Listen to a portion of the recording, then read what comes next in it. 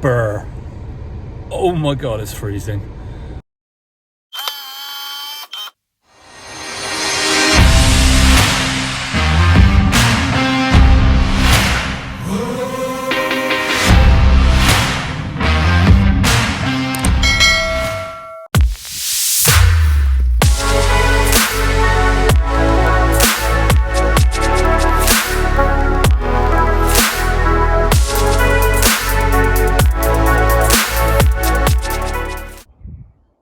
Why is it that when you're in a quiet place,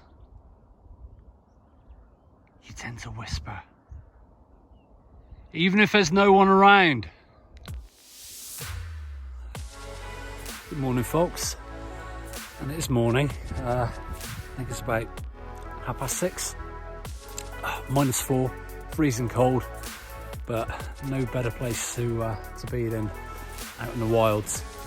Talking of wild, when is it the barber's open again? So I thought I'd do something a little bit different this morning. I've hiked up to the southern slopes of Bristol, to the top of Dundry Hill. As you can see, gives you a nice view over North Somerset. We're awaiting the sunrise, and I'm only going to be using my mobile phone, my cell phone today, to take photos. What I want to do is to show you that you don't need expensive equipment to take great photos. Sure, if you want to take professional prints that you want to blow up to decent sizes, you're going to need a decent camera. The one thing you lose with a mobile is the ability to blow things up to a decent size, because the pixels start to break down and the quality is not as good. But for the likes of social media, for the likes of Instagram and Facebook or wherever it is you tend to post your pictures, a mobile phone's absolutely fine. It's how I started out 4 years ago when I started my Instagram page. That's all I ever used. And the other thing is to not become so reliant on, let's change the view, not to become so reliant on your camera gear that you're caught cold. There's many times when I see things that I really think will make a great photo and I just don't have my gear with me. In which case, learning how to take a decent photo on a cell phone is key. It's always with you. So that's what we're going to be exploring today.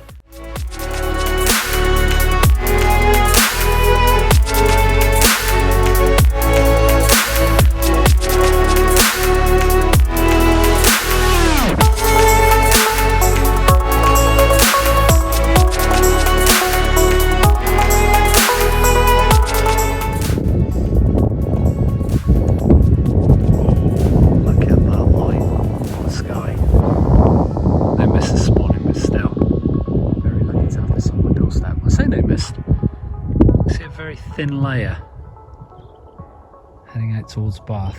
Now it's quite strange, it does seem to get it all the time, and you can see the light just starting to hit the side of the city. How cold is it? My shoes are starting to freeze.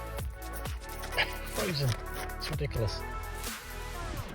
Oh, so cold. It's warming up at least. Some amazing light. Now, iPhones tend to, or cell phones take things a little bit garish, a little bit too bright, a little bit oversaturated, but it's all things that you can correct in post. So although it may not look great initially in camera, there's still so much you can get out of a mobile phone or a cell phone image. And we'll be looking at that when I edit a few of the shots I've taken this morning. I'm going to stop rolling here because I cannot feel my fingers anymore. So we are back home. We are 3 coffees down after a 5:15 a.m. start this morning. It's the only drawback of the lighter days as the sunrises get earlier and earlier. Now I'm going to take you through the apps that I use that basically take the images you've captured on your mobile, your cell phone, and take those raw images, as it were, and make them something that's worthy of posting on your social media feed that could be quite easily up there with a shot taken on a proper camera. So let's have a look. Okay, so the apps that I tend to use on a photography point of view, whether I'm editing my camera photos on the fly or whether I've taken a quick snap on a mobile phone and then I'm using software on my phone to be able to edit it within minutes and post it on social media straight away, I tend to stick to the two Adobes. I tend to stick to Lightroom and Photoshop Fix. Amazing apps. Lightroom app is very close to being the full desktop version, and I'll now quickly whiz you through a time lapse of my workflow, and we will do a quick compare and contrast between the straight out of camera image and the edited image that's ready to go for social media posting at the end.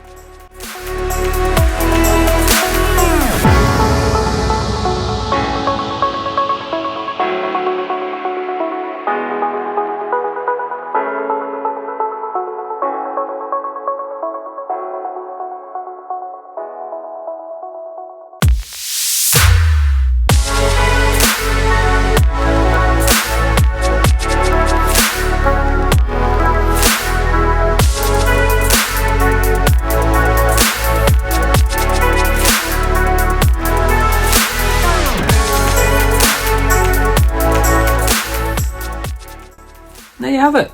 That's simple. See, I told you, it doesn't matter if you've got a potato, a camera phone, or a high-end quality camera. The most important thing is, one, being out there to take the photo in the first place. Secondly, knowing what makes a good photo, and composition, realizing composition is key. I've banged on constantly about give me somebody who's got a camera phone that knows composition over somebody who's got the most expensive kit in the world but doesn't have a clue how to take a decent photo. The person with a camera phone will win hands down every time. So hopefully that gives some of you that only have access to a mobile phone or only have access or are saving up for their first proper camera, the confidence to know that your images stack up there with the best, and there are ways of making the images that you capture on a par with anybody who's out there with a £1,000 lens on a £2,000 camera. Your images can be just as good. Ciao for now. We'll see you next week on Behind the Lens.